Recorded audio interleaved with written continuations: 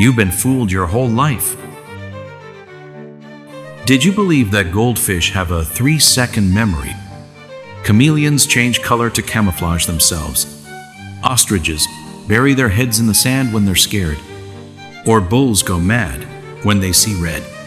If so, welcome to your planet and the show named Debunks 10 Common Animal Myths Around the World. Now let's investigate the truth.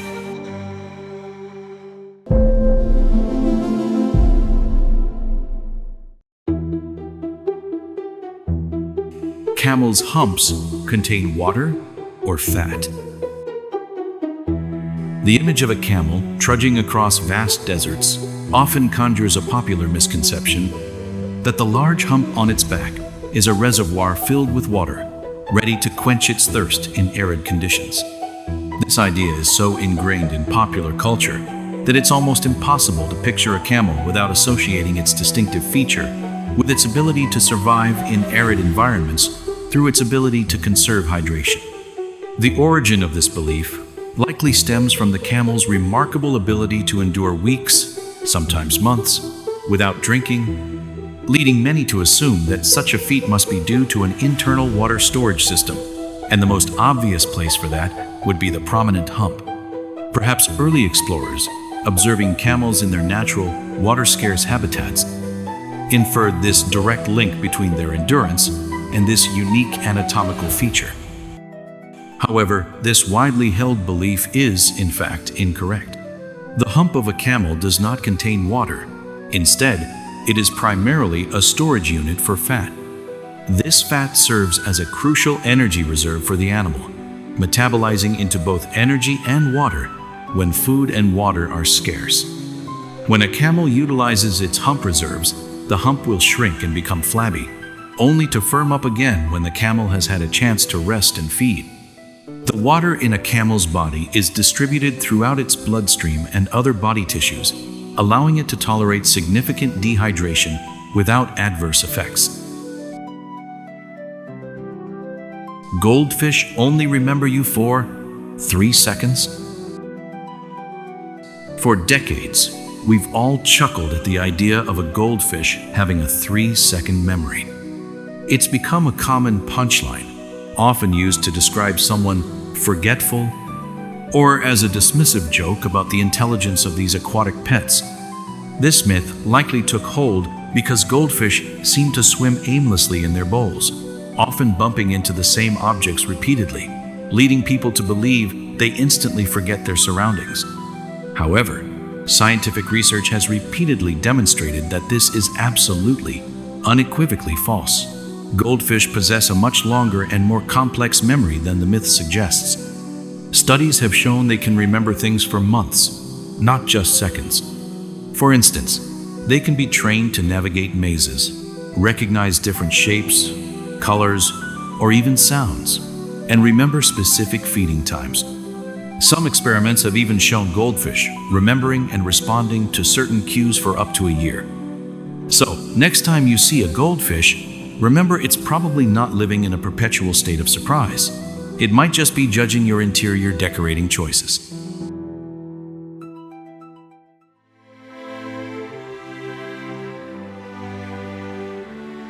Lemmings have a tradition of mass suicide. The image of lemmings blindly following each other off a cliff to their doom is a powerful one, deeply ingrained in popular culture. It's often used as a metaphor for mindless conformity or self-destructive behavior. This widespread myth gained significant traction and visual prominence due to a now infamous 1958 Disney documentary called White Wilderness. The film, intended to showcase the natural world, famously depicted a large group of lemmings seemingly leaping to their deaths from a cliff. The compelling footage, however, was later revealed to be staged. The filmmakers herded dozens of lemmings onto a turntable, pushing them off a cliff into a river during filming. The truth is far less dramatic and, frankly, less suicidal. Lemmings are small rodents prone to extreme population booms. When their numbers surge, they naturally disperse to find new territories and food sources. During these migrations, they might encounter geographical obstacles, like cliffs or bodies of water. While some lemmings might accidentally fall or drown trying to cross rivers or lakes, there is no inherent instinct for mass suicide. Their behavior is driven by population dynamics and the search for resources, not a collective death wish.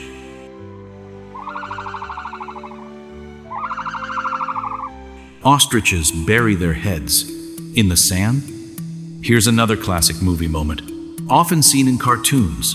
An ostrich, when faced with danger, supposedly buries its head in the sand, hoping to become invisible. This image of the ostrich as a rather dim-witted creature, sticking its head into the ground to escape peril, has been around for ages. The myth likely originated from observing real ostrich behavior. When ostriches are protecting their nests, which are shallow depressions dug in the sand, they will often lie down with their long necks stretched out flat along the ground. This makes them surprisingly inconspicuous against the sandy landscape, especially from a distance. Additionally, they frequently use their beaks to turn their eggs in the nest, giving the appearance that their head is submerged. However, an ostrich does not bury its head in the sand to hide or avoid danger. An ostrich's brain is in its head, and burying it would effectively suffocate the bird, which would be a rather counterproductive survival strategy, wouldn't it? When threatened, these powerful birds prefer to run, reaching speeds of up to 45 miles per hour, or deliver a devastating kick with their strong legs and sharp claws, which can be lethal.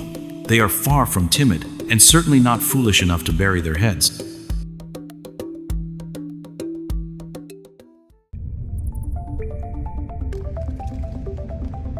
Bats can't see you because they're blind? The old saying, blind as a bat, has certainly done these fascinating creatures a disservice. This phrase, implying that bats have absolutely no vision, has been around for ages, likely because bats are primarily active at night and rely heavily on their incredible echolocation abilities to navigate in the dark. It's easy to assume that if they can see with sound, then their eyes must be completely useless.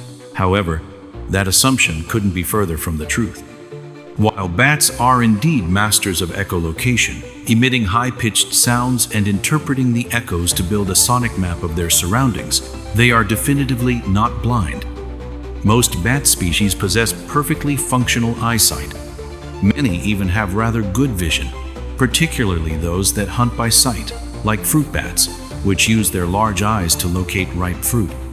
Even microbats, which are known for their echolocation, use their vision for long-distance navigation, especially in well-lit conditions, like seeing the horizon or avoiding large obstacles. So, while their built-in sonar system is undeniably impressive, giving them a superpower in the dark, they're certainly not flying around completely in the dark when it comes to vision.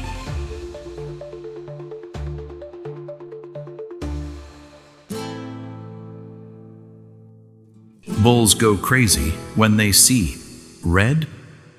It's a scene as old as the bullfighting ring itself. The matador waves a vibrant red cape, and the bull, seemingly enraged by the color, charges furiously.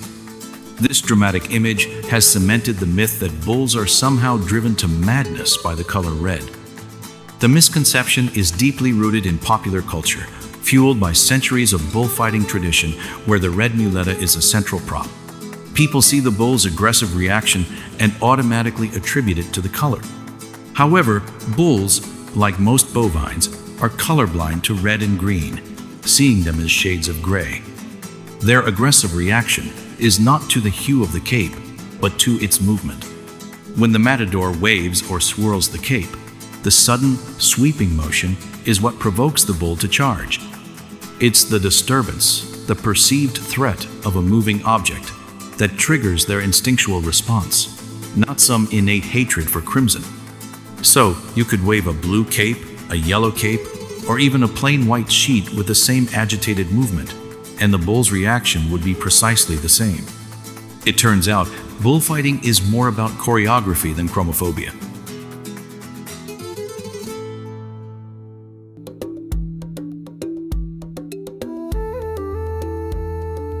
Piranhas are extremely fond of eating human. If Hollywood blockbusters and adventure films are to be believed, a single drop of blood in a South American river can trigger a terrifying feeding frenzy, sending swarms of piranhas into a monstrous, flesh-stripping frenzy, leaving only bones behind. This dramatic and gruesome image has firmly cemented the myth of piranhas as insatiable, man-eating monsters lurking beneath the surface, waiting for their next victim. The origin of this myth can largely be traced back to exaggerated tales from explorers and, more significantly, sensationalized media portrayals, particularly in the early 20th century, which depicted them as unparalleled aquatic predators. However, in reality, piranhas are generally scavengers and omnivores, primarily feeding on insects, fish, crustaceans, and plant material. While they do possess incredibly sharp teeth and can deliver a powerful bite, attacks on healthy, live humans are exceedingly rare. When they do occur, it's typically in very specific circumstances, such as during dry seasons when food is scarce, or when a person accidentally disturbs a nesting site. Even then, most attacks result in minor bites, not the instantaneous skeletonization seen in movies. So, while you probably wouldn't want to go skinny dipping in piranha-infested waters, they're far from the bloodthirsty monsters of legend.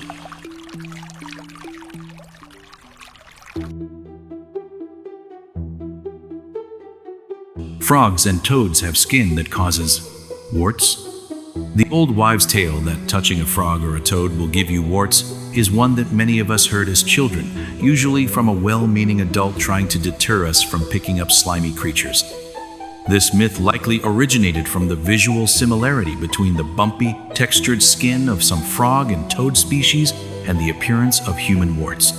It's an understandable leap in logic. Bumps on frog, bumps on hand must be connected.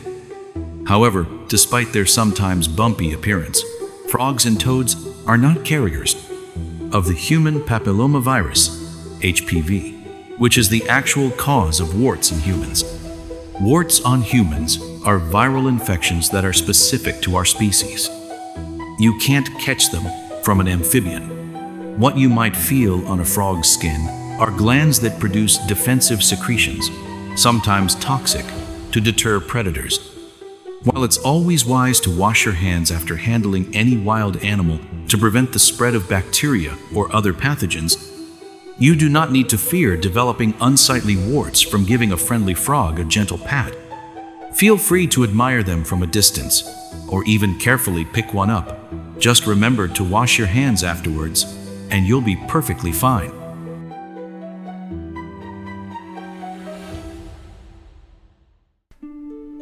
Chameleons change color just to camouflage? The common wisdom about chameleons is that they are the ultimate masters of disguise, instantly changing their skin color to perfectly match their surroundings, disappearing into the background as if by magic. This belief is so widespread that chameleon has become synonymous with adaptability and blending in. And naturally, people assume it's solely for camouflage to evade predators or sneak up on prey. While chameleons can use color changes for camouflage, it's not their primary or most frequent use. The fascinating truth is that a chameleon's color changes are primarily driven by its emotions, body temperature, and communication with other chameleons. A chameleon might darken its skin to absorb more heat when it's cold, or lighten it to reflect heat when it's too warm. More importantly, vibrant color displays often signal aggression, dominance, or a desire to mate. A male chameleon might display bright, bold patterns to attract a female, or to warn off a rival. While they are indeed capable of blending in, their impressive chromatic shifts are more like a mood ring or a highly sophisticated signaling system, giving us a peek into their inner world and social dynamics.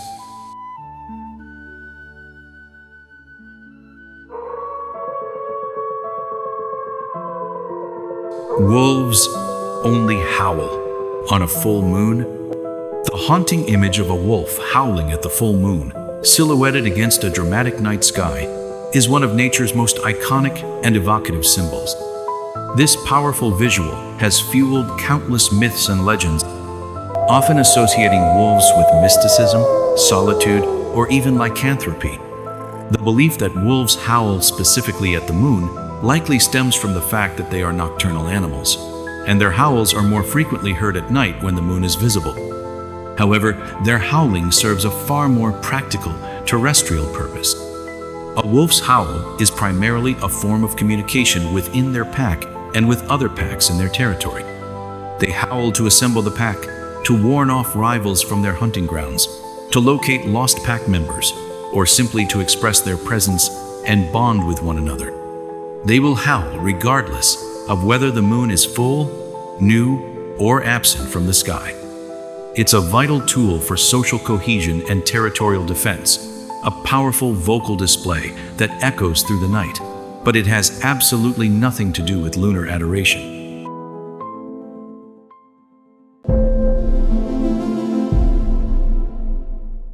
We've journeyed through the intriguing world of animal myths, dismantling some of the most stubborn misconceptions you might have held.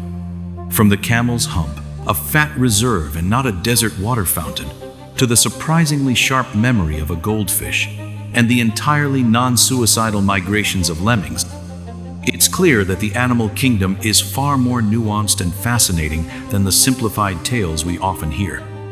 We've discovered that bats can indeed see, ostriches prefer running to burying their heads, and bulls are, in fact, colorblind to the matador's cape. It's a good reminder that often, the truth is even more incredible than the fiction we've been told. Understanding these true behaviors and adaptations isn't just about winning trivia night. It's about appreciating the sheer complexity and brilliance of nature.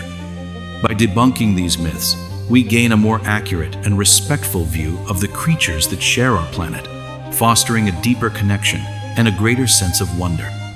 It highlights how easily misinformation can spread, but also how readily we can correct it with a little scientific curiosity. Animals are truly amazing, and the more we learn about them, the more we can marvel at their genuine abilities, rather than the fictional ones we've assigned them. If you enjoyed peeling back the layers of these animal myths, be sure to subscribe to Your Planet for more fascinating insights into the natural world. Let us know in the comments below what other common misconceptions you'd like us to tackle next. We'll see you soon.